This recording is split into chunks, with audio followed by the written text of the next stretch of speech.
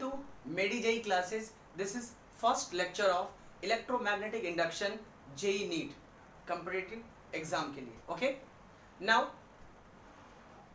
पहले इस चैप्टर के कम्पिटिटिव एग्जाम को की जो थियरी है वो समझने के लिए फर्स्ट ऑफ ऑल मैं आपको सजेस्ट करूंगा कि आप जो बोर्ड के लेक्चर्स हैं उसको जरूर रिवाइज करें, बिकॉज वो रिवीजन होगा तो आपको ये लेक्चर्स बहुत अच्छे से समझ आएगा. इनफैक्ट बहुत सारे कुछ आपको इस लेक्चर में आपको रिवाइज हो जाएगा. ठीक है, तो इसके लिए आप बेसिक जो बोर्ड का लेक्चर एनसीईआरटी का लेक्चर है वो भी देखें, इसके बाद में इस लेक्चर को स्टार्ट करें तो ज़्यादा अच्छे से समझ आएगा. ओके, नाउ स्टार्ट करते हैं मैग्नेटिक फ्लक्स से, जो ऑलरेडी हमने बोर्ड लेवल में पढ़ रखा है. मैग्नेटिक फ्लक्स मतलब magnetic, that is number of magnetic field lines. इसका डिफाइन क्या होता है? Number of magnetic field lines crossing area normally. ठीक है, वो उसका डिफाइन है. बट कभी कभी न्यूमेरिकल में ऐसा लिखा होता है find the number of magnetic field lines. तो number of magnetic field lines find करो, इसका मतलब है आपको मैग्नेटिक फ्लक्स निकालना है. ठीक है, तो डिफाइन हमने ऑलरेडी दे रखा है, बस कभी कभी न्यूमेरिकल में ये आता है find the number of magnetic field lines. तो बच्चे यहाँ कंफ्यूज हो जाते हैं कि बेसिकली निकालना क्या है, मैग्नेटिक फील्ड लाइंस कैसे निकालेंगे. तो मैग्नेटिक फील्ड लाइंस मतलब मैग्नेटिक फ्लक्स निकालना है. ओके, मैग्नेटिक फ्लक्स का formula B A cos theta, where theta is angle between magnetic field and area. Okay, flux maximum कब होता है? मैग्नेटिक फ्लक्स का मैक्सिमम वैल्यू होता है B into A. कब? when theta is equal to 0 degree. Means when magnetic flux magnetic field lines का direction यानी magnetic field का डायरेक्शन एंड एरिया का डायरेक्शन दोनों सेम डायरेक्शन में हो तो फ्लक्स का वैल्यू मैक्सिमम आता है. फ्लक्स का वैल्यू मिनिमम कब आएगा? जब फ्लक्स जीरो होगा. So phi B is minimum value कितना होता है? 0 when phi का वैल्यू हो that is equal to 90 degree, यानी फ्लक्स का एंगल का वैल्यू 90 डिग्री. कई लोग ये भी बोलेंगे कि फाई का अगर एंगल का वैल्यू 180 कर दें तो माइनस बी ए आएगा. तो वो माइनस बी ए माइनस क्या दिखाता है? डायरेक्शन को, लेकिन वैल्यू तो है क्या? मैग्नीट्यूड कितना है? बी ए ही है. ओके, सो दैट्स वाई 0 पे इसका वैल्यू यानी मिनिमम वैल्यू आपका 0 पे होता है. नेक्स्ट, इसकी यूनिट की बात करें तो एसआई यूनिट क्या लेते हैं हम? Weber, that is W B weber. और वैसे उस हिसाब से निकाले तो B into A, that is magnetic field into area, that is tesla metre square. Okay, now कई बार इसका डायमेंशनल फॉर्मूला भी पूछता है.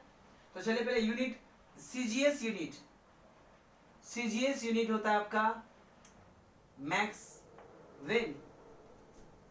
Okay, so 1 weber is equal to 10 to the power -8 maxwell. उल्टा हो जाएगा, मैक्स सीजीएस यूनिट कम होता है तो 8 मैक्सवेल हो जाएगा पॉजिटिव में. Maxwell 10 to the power -8 weber के बराबर होगा.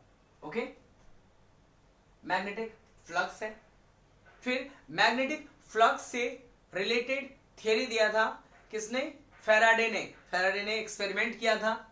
एक्सपेरिमेंट बेसिस पे उन्होंने कुछ कंक्लूजन भी डिराइव किया था. Okay, so now magnetic flux के बाद में फैराडे पढ़ते हैं, उसके बाद फिर से फ्लक्स से चेंजेस टॉपिक आएंगे. So Faraday law of electromagnetic induction. ये आपने पढ़ रखा है कि epsilon equal to minus D phi by D T. Induced EMF in a coil is equal to change in magnetic flux.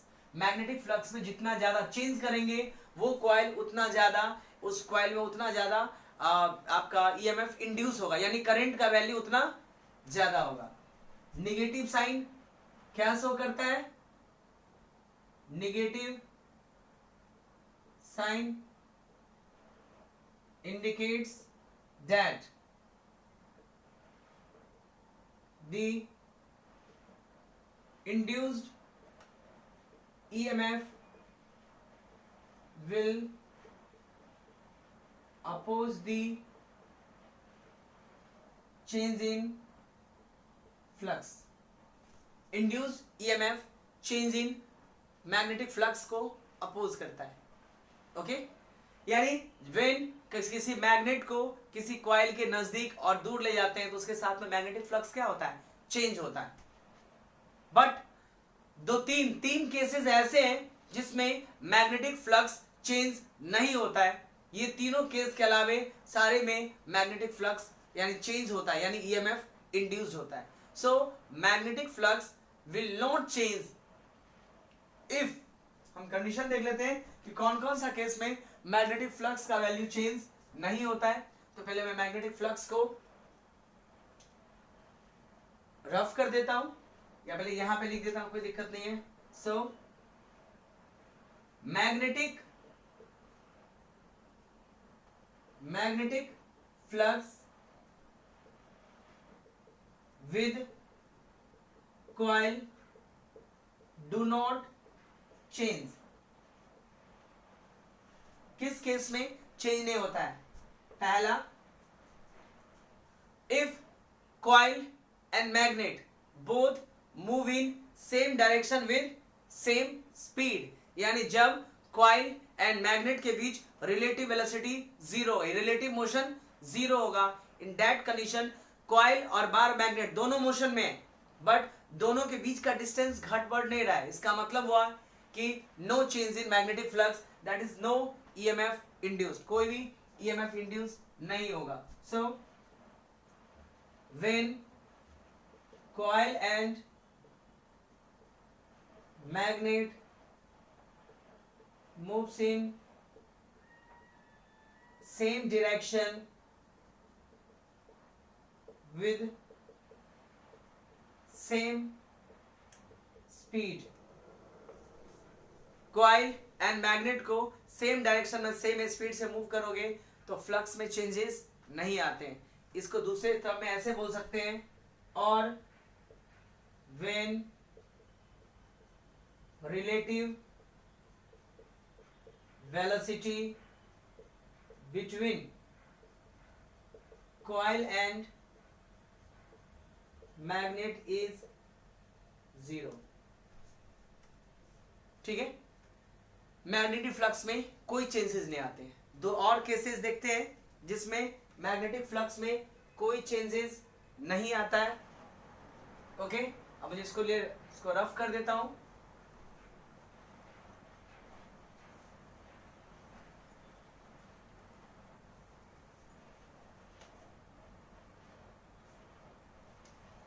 Second case, ये coil है, इसमें गैल्वेनोमीटर लगा है, and this is magnet, north pole and south pole. Magnet को इसके नजदीक और पास नहीं लाना है। If we rotate this magnet, यानी इस मैग्नेट को यहां पे सिर्फ इसको घुमा रोटेट कर रहे हैं, तो भी इसके साथ फ्लक्स में कोई चेंजेस नहीं आएगा। अगर मैग्नेट को उसके एक्सिस के अबाउट, देखिए रोटेशन ऐसे भी हो सकता है लेकिन ऐसे नहीं, रोटेशन उसके एक्सिस के अबाउट हो रहा हो तो इसके और इसके बीच का डिस्टेंस चेंज नहीं होगा। यानी जो मैग्नेट है वो रोटेट तो कर रहा है लेकिन इसके साथ में फ्लक्स में कोई भी चेंजेस नहीं आ रहा है। सो इफ, दूसरा केस क्या होगा, when magnet is rotated about its axis, ये मैग्नेट का एक्सिस है, ये मैग्नेट का इक्वेटोरियल एक्सिस है, तो सिर्फ एक्सिस के अबाउट रोटेट करे। When magnet is rotated about its axis, no flux change occurs। और आपको पता है कि फ्लक्स चेंज नहीं होगा, इसका मतलब है ईएमएफ जनरेट नहीं होगा। ओके, यानी ये कॉइल में कोई डिफ्लेक्शन शो नहीं करेगा। या दूसरा तरीका, थर्ड क्या हो सकता है कि मैग्नेट को एज इट इज रहने दो और इस कॉइल को अपने एक्सिस के अबाउट रोटेट करना स्टार्ट कर दीजिए। यानी व्हेन लूप इज रोटेटेड, यानी मान लीजिए ये सर्कल है, ठीक है, और यहां पे मैग्नेट है, इस लूप को जैसे इस टाइप से रखा हुआ है ये, तो इसको रोटेट करने से, यानी ये लूप को रोटेट करने से कोई भी चेंजेस नहीं आएगा। When loop is rotated in uniform magnetic field about its axis. कहने का मतलब कि अगर किसी भी केस में, चाहे वो कॉज कोई सा भी हो सकता है, कि पांचवा केस और भी सारे केस दे दें, अगर if there is no change take place, मतलब कॉइल और मैग्नेट के बीच में अगर डिस्टेंस में कोई चेंजेस नहीं होता है, तो फ्लक्स में चेंज नहीं होगा, बशर्ते कि मैग्नेटिक फील्ड यूनिफॉर्म होना चाहिए। अगर मैग्नेटिक फील्ड नॉन यूनिफॉर्म है तो कंडीशन अलग हो जाएगा। मैग्नेटिक फील्ड अगर नॉन यूनिफॉर्म है तो देखिए क्या होगा कि मान लीजिए कि अभी कॉइल ऐसे है और मैग्नेटिक फील्ड नॉन यूनिफॉर्म है, अगर कॉइल रोटेट करेगा तो हो सकता है कॉइल मतलब लो मैग्नेटिक फील्ड वाले एरिया से हाई मैग्नेटिक फील्ड वाले की ओर मूव करे, तो अब इससे बात है फ्लक्स चेंज होगा। यानी ये जो तीनों कंडीशन है वो सिर्फ और सिर्फ यूनिफॉर्म मैग्नेटिक फील्ड के लिए है। अगर नॉन यूनिफॉर्म मैग्नेटिक फील्ड है, इन दैट कंडीशन कहीं पे मैग्नेटिक फील्ड वीक होगा, कहीं पे मैग्नेटिक फील्ड स्ट्रांग होगा। इन दैट कंडीशन अगर ये रोटेट भी करेगा, ये तो खुद ही मैग्नेटिक फील्ड प्रोड्यूस कर रहा है, ठीक है, और अगर ये किसी और, जैसे यहाँ पे नॉन यूनिफॉर्म मैग्नेटिक फील्ड हो और तब कॉइल को रोटेट करोगे तो कॉइल के साथ में फ्लक्स चेंज होगा। ये जो कंडीशन है वो आपका नॉन यूनिफॉर्म के लिए है। तो ये इन तीनों केस में अगर मैग्नेटिक फील्ड यूनिफॉर्म है तो फ्लक्स में कोई चेंजेस नहीं आएंगे, means there is no induced EMF, इन ईएमएफ में कोई इंड्यूस नहीं होगा सर्किट में। Okay,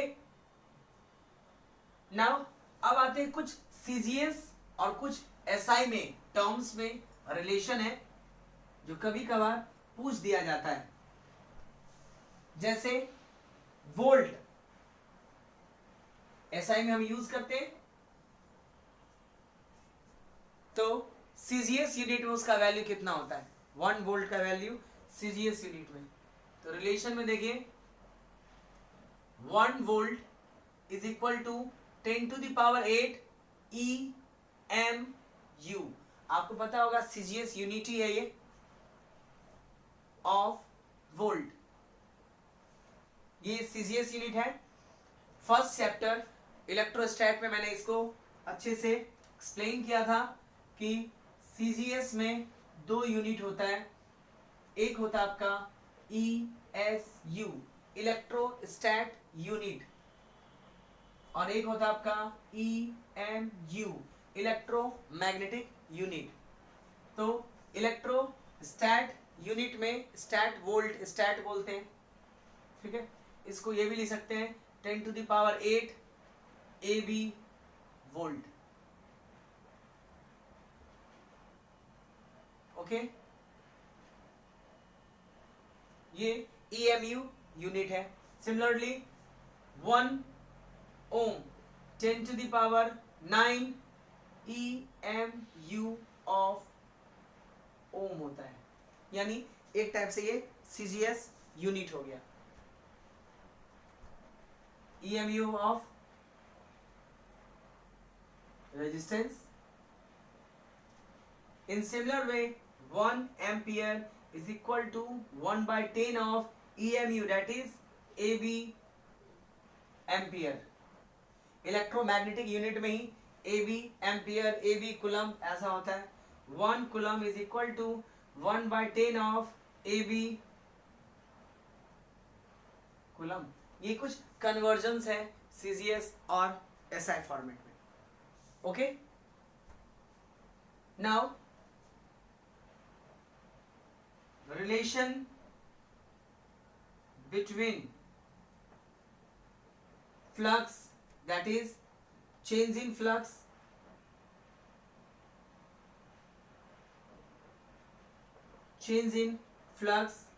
and current. करंट और चेंज इन फ्लक्स में क्या रिलेशन है, हमने डिराइव भी किया था. Current equal to -1 by R d phi b upon dt, where R is the resistance. Current किसी कंडक्टर में तो फ्लो हो रहा होगा, जिस कंडक्टर में फ्लो हो रहा है उस कंडक्टर का रेजिस्टेंस, एंड कंडक्टर होगा, करंट फ्लो हो रहा है, इसका मतलब लूप तो क्लोज ही होगा, बिकॉज अगर लूप क्लोज नहीं होगा तो करंट ही नहीं फ्लो करेगा. तो लूप क्लोज है तो उस लूप के साथ जो मैग्नेटिक फ्लक्स लिंक्ड है वो मैग्नेटिक फ्लक्स यहां पे रखने का. So this is relation between current and flux. फिर relation between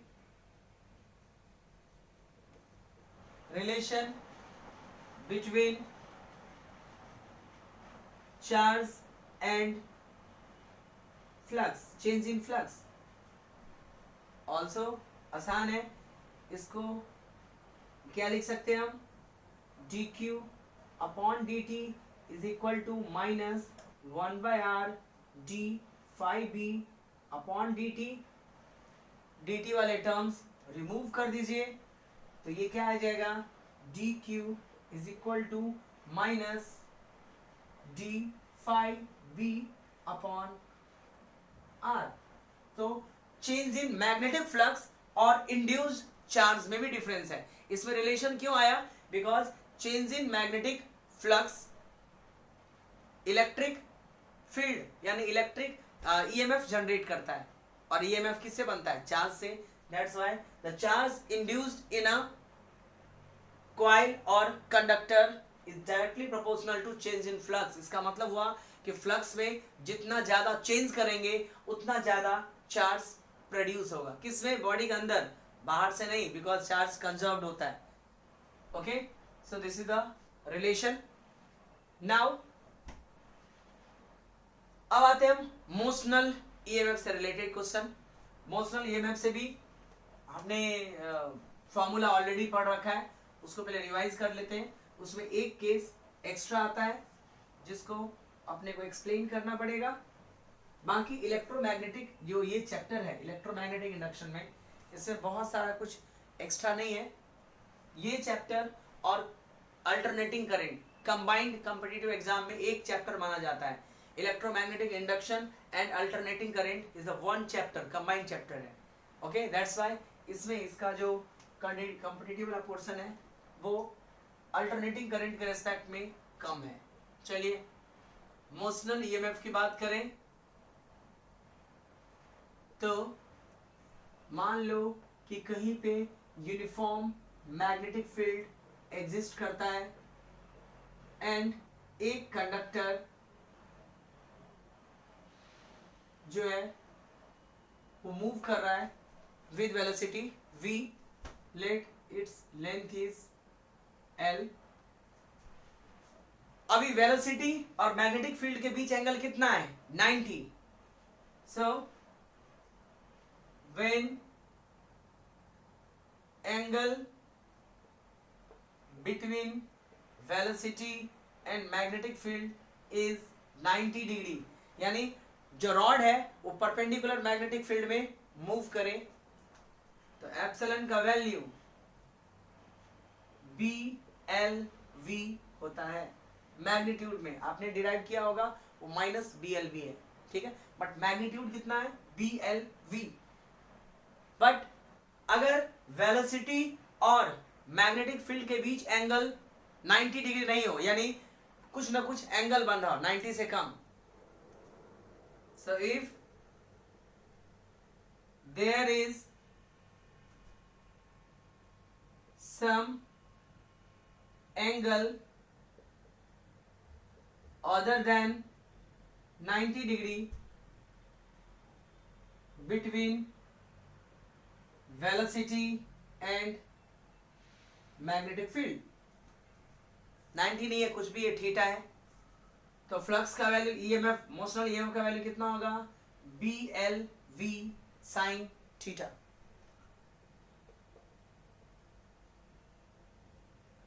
it is given by B L V sine theta के टर्म में आएगा. ठीक है, अब थीटा चेंज कर दीजिए तो बी का वैल्यू चेंज हो जाएगा. ओके,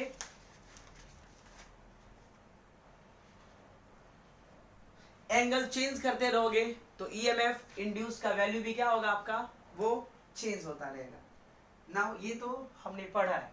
अब आते हैं रोटेशन से प्रॉब्लम, यानी ये जो वायर है, कंडक्टर है, इसको मैं अभी स्ट्रेट लाइन में मूव कर रहा था, बट अगर मैं किसी एक एंड के अबाउट में इसको रोटेट कर दूं, if we rotate this conductor about one end, then what will happen, तो भी ईएमएफ इंड्यूस्ड होगा, क्योंकि मोशन तो परफॉर्म कर रहा है ना.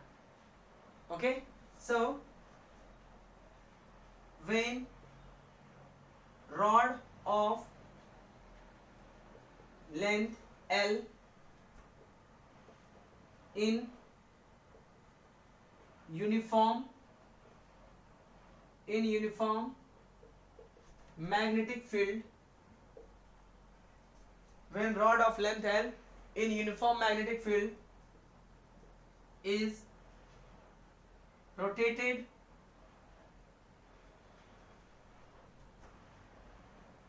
with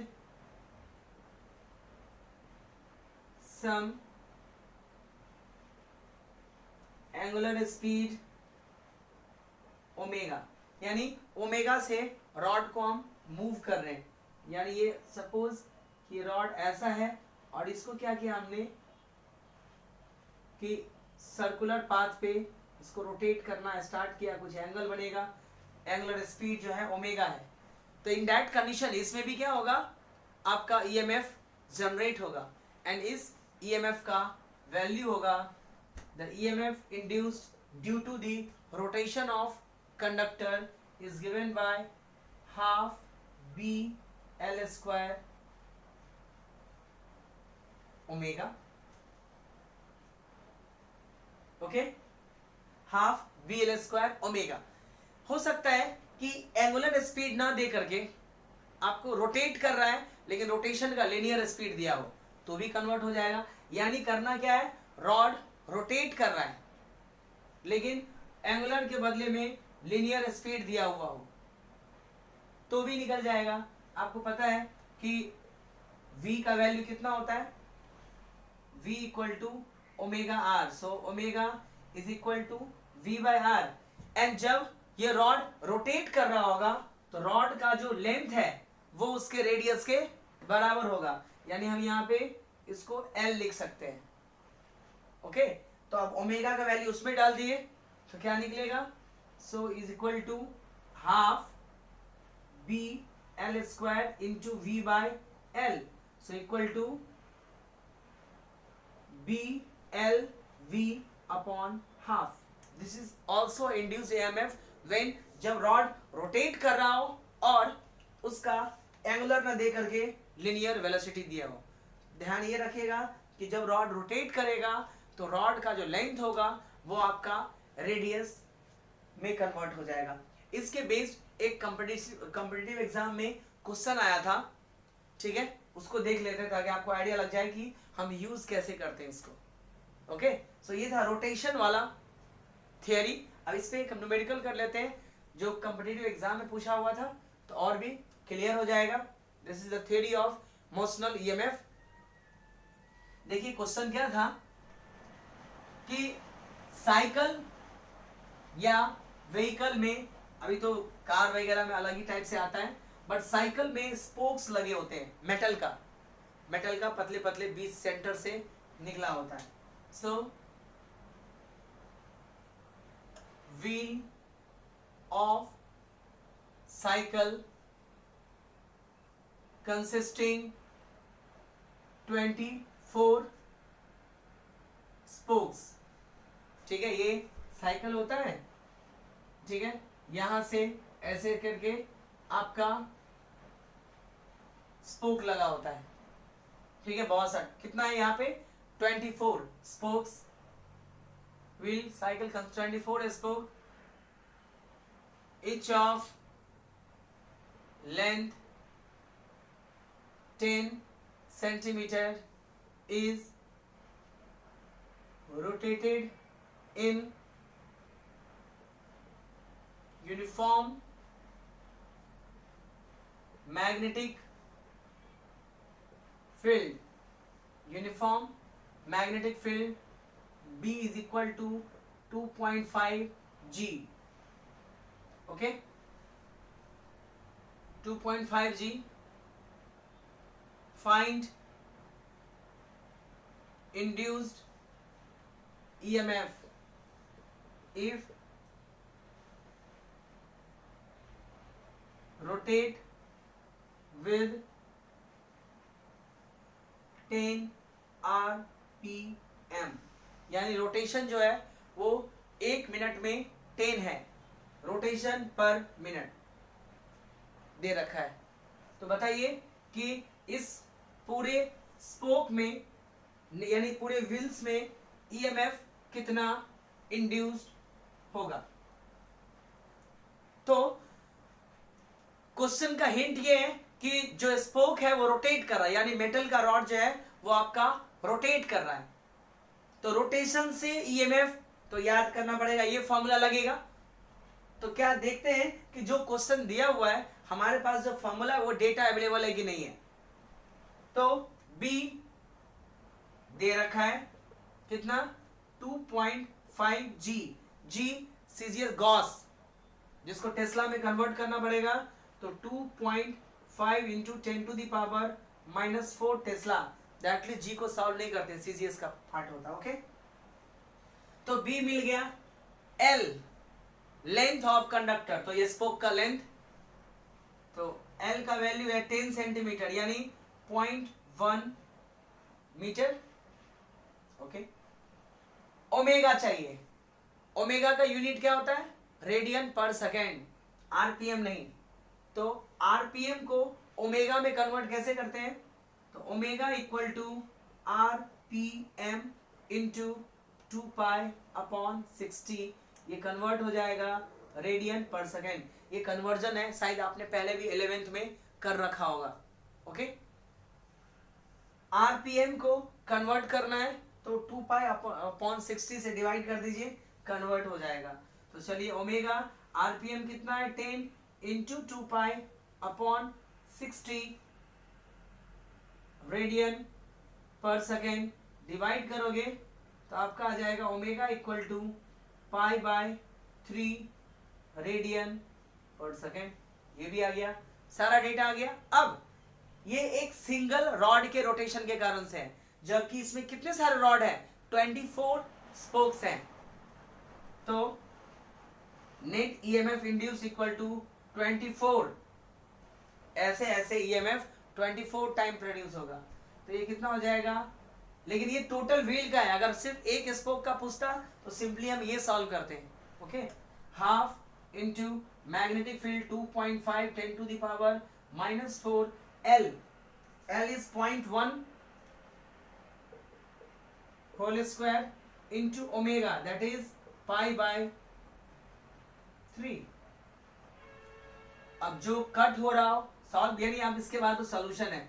ये 12 आ जाएगा, 12 into 2.5 into 10⁻⁻4 into 0.01 into pi का वैल्यू 3.147/3. Just solve it. ये जो आएगा वो आपका वोल्ट में इसका यूनिट आएगा. ये कॉम्पिटिटिव एग्जाम में पूछा हुआ, ये जेडब्ल्यू वाले क्वेश्चन है और ये इतना हार्ड नहीं है कि ये नॉर्मल में पूछा नहीं जा सकता है. ठीक है। कॉम्पिटिटिव एग्जाम होता है, चाहे वो नीट हो चाहे JEE हो। ओके, तो इस टाइप के क्वेश्चंस पूछते हैं। कई बारी आपके पास फॉर्मूला अवेलेबल, यानी क्वेश्चन बहुत इजी होता है लेकिन आपके पास फॉर्मूला ही नहीं पता होता है कि आप लगाओगे क्या। क्योंकि ऐसे ये क्वेश्चन है, ये फॉर्मूला है, ये बुक में नहीं है, ठीक है। तो हम जो बुक में दिए रहते हैं वही पढ़ के जाते हैं और फॉर्मूला था टर्न कर दिया। और ऐसा नहीं कि जो बुक में आपने पढ़ा है इससे अलग है, बुक के जो आपने फॉर्मूला पढ़ा है ना VBL, उसी से एक्सटर्नल डिराइव करते हैं तो ये फॉर्मूला आता है रोटेशन के टर्म में। इसलिए वो बिल्कुल अलग नहीं है, बट कन्वर्जन आना चाहिए। सो रोटेशनल मोशन के बेस पे आपका ये आ गया। Next, self inductance and mutual inductance, जो कि ऑलरेडी NCERT में भी है। Okay, self and mutual inductance, फिर भी हम यहाँ पे फॉर्मूला लिख देते हैं कि EMF induced in inductor. Inductor क्या है? सोलेनॉइड। इंडक्टर को रिप्रेजेंट कैसे करते हैं? ये आपका इंडक्टर है L, जिसको आप सेल्फ इंडक्टेंस बोलते हैं। तो EMF का वैल्यू होता है -L di/dt। Okay, epsilon equal to -L di/dt। Okay, self inductance in solenoid, that is epsilon is equal to, self inductance L equal to mu naught n squared A by L. This is self inductance in solenoid. आप लेकिन यहाँ पे n square का use करना पड़ेगा। Number of turn, और अगर number of turn per unit length के टर्म में यूज करोगे तो me not square A L। ठीक है, इस इंडक्टर पे बेस्ड एक क्वेश्चन आता है कि ये मान लीजिए एक बल्ब है and another one is resistance.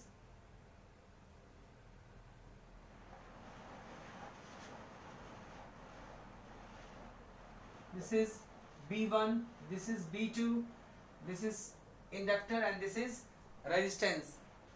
Okay, now मान लीजिए इसमें 10 वोल्ट या सम वोल्टेज है और दोनों का पावर सेम है। मान लीजिए 100 वॉट है एंड 100 वॉट है, यानी हमने इतना वोल्टेज लगाया है कि दोनों ग्लो करे। आपको ज्यादा ये कम लग रहा हो तो 100 वोल्ट कर ले, कोई इशू नहीं है। ओके, तो क्वेश्चन ये है कि कौन सा बल्ब सबसे पहले ग्लो करेगा, which bulb will glow first. Okay, कौन सा करेगा? तो देखिए, इंडक्टर एक AC कंपोनेंट है, मतलब अल्टरनेटिंग करंट पे बेस्ड डिवाइसेस है। तो अगर आप किसी सर्किट में इंडक्टर लगाए हो और बैटरी है, DC है, तो इंडक्टर का काम सिर्फ रॉड के अलावे कुछ नहीं बचता है। इंडक्टर मैग्नेटिक एनर्जी को स्टोर करता है। ठीक है, DC में करंट कांस्टेंट होता है, DC में करंट बदलता नहीं है, इसलिए बदलता जो कांस्टेंट करंट है उसके साथ मैग्नेटिक फील्ड नहीं चेंज होगा, और मैग्नेटिक फील्ड नहीं चेंज होगा तो इंडक्टर का कोई काम नहीं बच जाता है। सो अगर DC डिवाइस लगा हुआ है तो ये जो इंडक्टर है ये काम नहीं करता, यानी इंडक्टर सिर्फ वायर की तरह काम करता है, जबकि रजिस्टर तो काम करता है। यानी तो जब यहां से करंट पास होगा तो ये रजिस्टर करंट को अपोज करेगा, इसीलिए इस बल्ब तक पहुंचने में टाइम कम लगेगा, मतलब टाइम ज्यादा लगेगा और लेट से पहुंचेगा। बट ये एक सिंपल वायर की तरह काम करने लगा, यानी ये लिखो या एक सिंपल इसके बदले में आप वायर लगा दो, तो आपको पता है कि इस रास्ते पर रेजिस्टेंस कम है तो करंट तुरंत बल्ब के पास पहुंचेगा, यानी जो B1 बल्ब है वो आपका जल्दी ग्लो करेगा और B2 बल्ब लेट से ग्लो करेगा। ओके, तो जब इंडक्टर होता है तो इंडक्टर डीसी के लिए सिर्फ एक वायर की तरह काम करता है। अल्टरनेटिंग करंट में एसी डिवाइसेस में भी आएगा इंडक्टर, तो वहां हम डिटेल में एक्सप्लेन करेंगे। यहां तो डीसी वाला फैक्टर है, तो डीसी पे ये काम एक वायर की तरह काम करता है। एक वायर और इंडक्टर लगा दो कोई फर्क नहीं पड़ता है। और यही चीज अगर कैपेसिटर लगा हुआ हो तब क्या होगा। अब तो हमने तीनों पढ़ लिया, इंडक्टर, कैपेसिटर और रजिस्टर।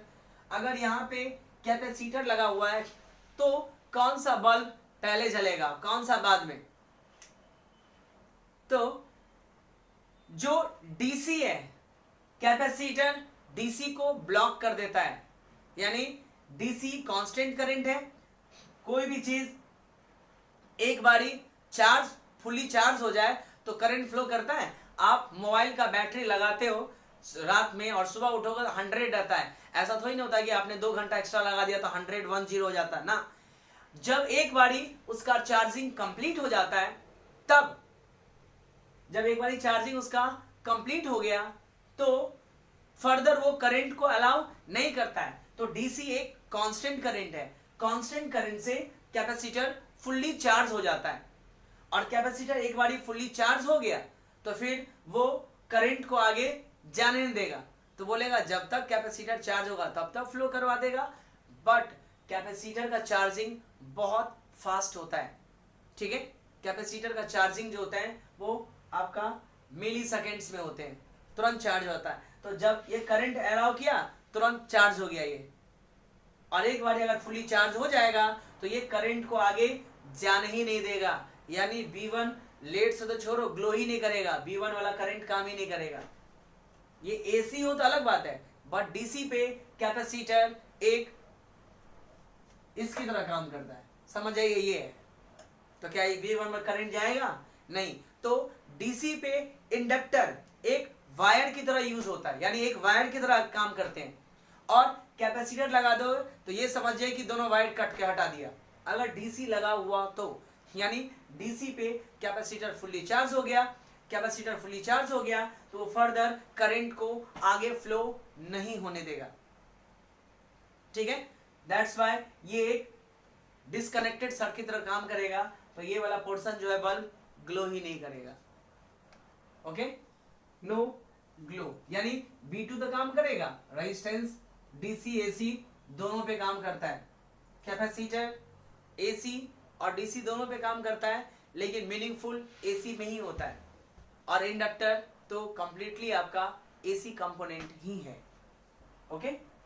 नाउ अब देखते हैं कि इंडक्टर का series and parallel combination, series and parallel combination of inductor, that is combination of inductor, series and parallel combination। तो हम पहला लेते हैं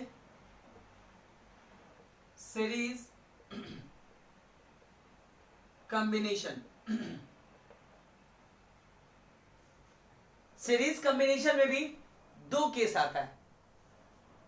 first one, when two inductor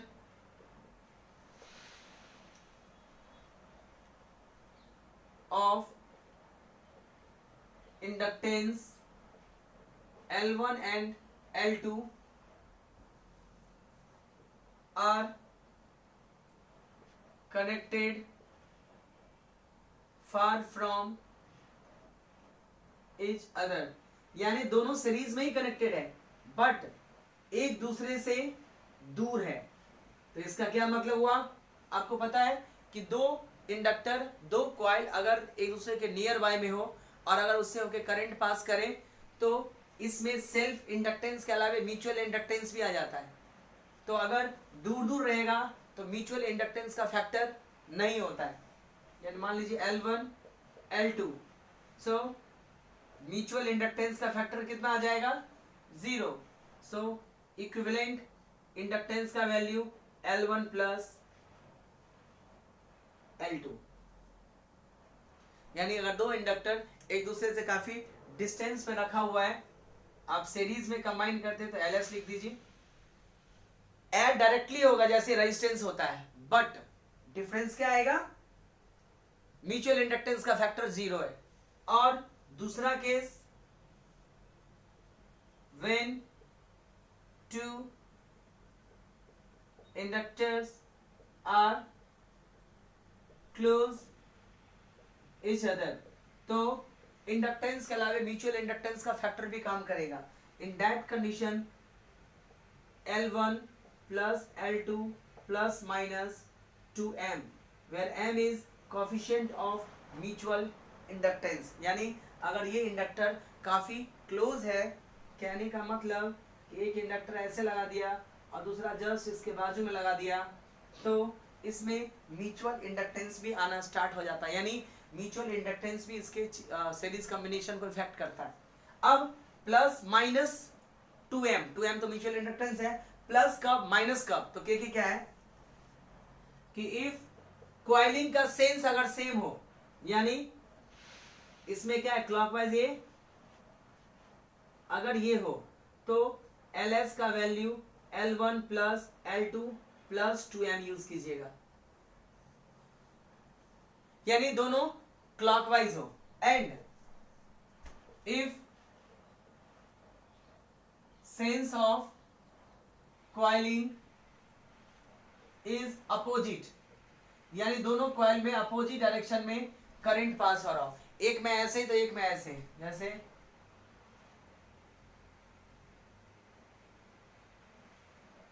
देखिए दोनों में डायरेक्शन ऑफ करंट चेंज हो जाएगा, एक में ऐसे है तो एक में ऐसे है, उल्टा डायरेक्शन में करंट है। इन दैट कंडीशन आप यूज करोगे LS equal to L1 plus L2 minus of 2M। ओके, तो सीरीज में जब दूर दूर हो, इन दैट कंडीशन, अब एक चीज इसमें दूर दूर हो और करंट उल्टा, यानी एक का सेंस क्लॉकवाइज एक का सेंस एंटी क्लॉकवाइज है, कोई फर्क नहीं पड़ता है, वो आएगा इंडक्टेंस ऐड हो गई। फर्क तब पड़ता है जब एक दूसरे के नजदीक हो और म्यूचुअल इंडक्टेंस हो, तब इसमें क्लॉकवाइज करंट हुआ, मतलब दोनों में करंट का डायरेक्शन सेम है तो प्लस M, दोनों में करंट अपोजिट है तो अपोजिट माइनस 2M। अदरवाइज अगर सिंपल दूर दूर रखो और एक को ऐसे कॉलिंग करो एक को उल्टा कॉलिंग करो, उससे कोई इफेक्ट नहीं पड़ता है। ओके, ये था आपका series combination. Now we will see parallel combination of inductor. Okay, चलिए मैं इसको रफ करता हूं। नाउ पैरेलल, इसी में चेंज किया जा सकता है ना, पैरेलल कॉम्बिनेशन। अगेन पैरेलल में दो case, when two inductor of inductance L1 and L2 are connected far from each other. सिर्फ डायग्राम और फॉर्मूले ही तो चेंज करना, लिखना नहीं पड़ेगा। यानी आपने एक में ऐसे कनेक्ट किया और दूसरा काफी डिस्टेंस पे कनेक्ट किया, इतना डिस्टेंस पे कनेक्ट किया कि म्यूचुअल इंडक्टेंस का कोई फैक्टर नहीं है, तो बहुत आसान है, 1/L parallel is equal to 1/L1 plus 1/L2, यानी रेसिप्रोकल होकर ऐड होता है। और आपको पता है दो रेजिस्टेंस या दो इंडक्टेंस के लिए शॉर्टकट फार्मूला भी यूज करते हैं, parallel is equal to L1 L2 upon L1 plus L2। जब आप इसका LCM लोगे तो ये आएगा पैरेलल में, जैसे रेजिस्टेंस पैरेलल में करते हैं वैसे इसको भी पैरेलल में कर देते हैं। ओके, नेक्स्ट है, ओहो इसको रफ कर दिया, बी वाला condition, when two coil is close to each other। जब दो कॉइल एक दूसरे के बहुत नजदीक हो, इसका मतलब है कि अब म्यूचुअल इंडक्टेंस काम करना शुरू कर देगा। म्यूचुअल इंडक्टेंस विल वर्क तो म्यूचुअल इंडक्टेंस वर्क होगा तो इसको पैरेलल में हो जाएगा L1 L2 minus M square L1 plus L2 plus minus 2m. This is the parallel combination of inductor. इसमें भी देखो ऊपर में तो माइनस का माइनस ही है, नीचे में अगर कॉइलिंग का सेंस सेम हुआ, यानी अगर ऐसा सिचुएशन हो, ऐसा क्या है तो सीरीज में था, एक ऐसा कॉइल है और दूसरा भी ऐसा कॉइल है, तो LP equal to L1 L2 minus M square plus L1 plus L2 plus 2m. And अगर कॉइलिंग का डायरेक्शन कुछ इस टाइप से हो, देखिए करंट एक दूसरे के अपोजिट डायरेक्शन में जाएगा, यानी एक क्लॉकवाइज है, anti clockwise. In that condition L1 L2 minus M square upon L1 plus L2 minus 2m. ये आपका वैल्यू निकल गया. ओके, तो ये था आपका सीरीज एंड पैरेलल कॉम्बिनेशन. अब थोड़ा सा म्यूचुअल इंडक्टेंस देख लेते हैं कि म्यूचुअल इंडक्टेंस वाला फैक्टर क्या है.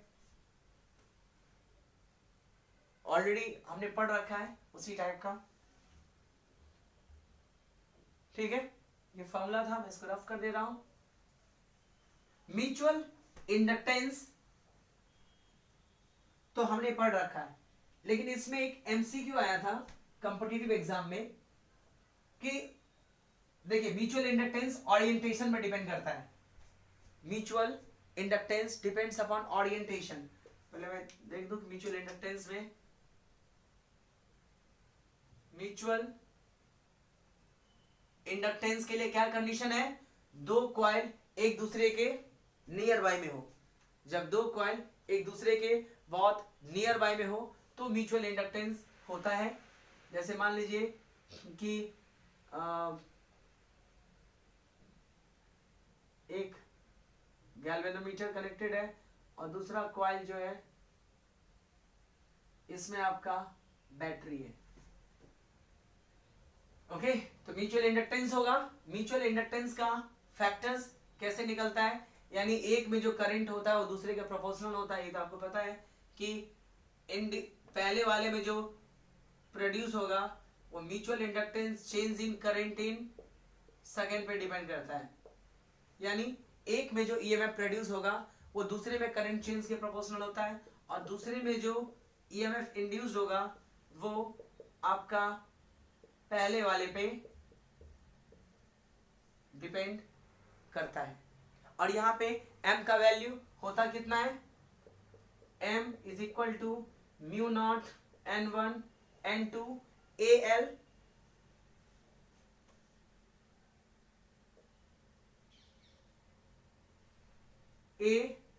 al. अगर आप n1 n2 के टर्म में लोगे तो एरिया. अब यहां पे एक ओरिएंटेशन का है, एक ये ओरिएंटेशन हो सकता है और दूसरा जैसे मान लीजिए एक कॉइल ऐसे है और इसके ठीक ऊपर कॉइल रखा हुआ है, और एक कॉइल ऐसे है और एक बाजू में कॉइल रखा हुआ है. तो सबसे ज्यादा म्यूचुअल इंडक्टेंस किस में होगा, ये मत समझिए कि ये सटा हुआ है, चलो सटा ही इसको मान लेते हैं.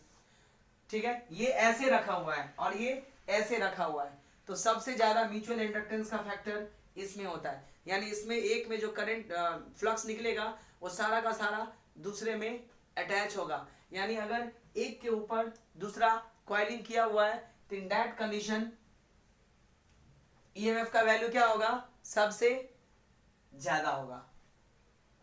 ओके, बाकी सेल्फ इंडक्टेंस जो है वो इलेक्ट्रिकल इनर्शिया कहलाता है. ये हमने ऑलरेडी बोर्ड लेक्चर में किया था. Self inductance is equivalent to mass. जो आपके उसमें मास काम करता है मैकेनिक्स में, वही काम आपका सेल्फ इंडक्टेंस भी करता है. सेल्फ इंडक्टेंस और मास सेम वर्क करता है. एनर्जी स्टोर का भी हमने फॉर्मूला देखा था. Okay, energy stored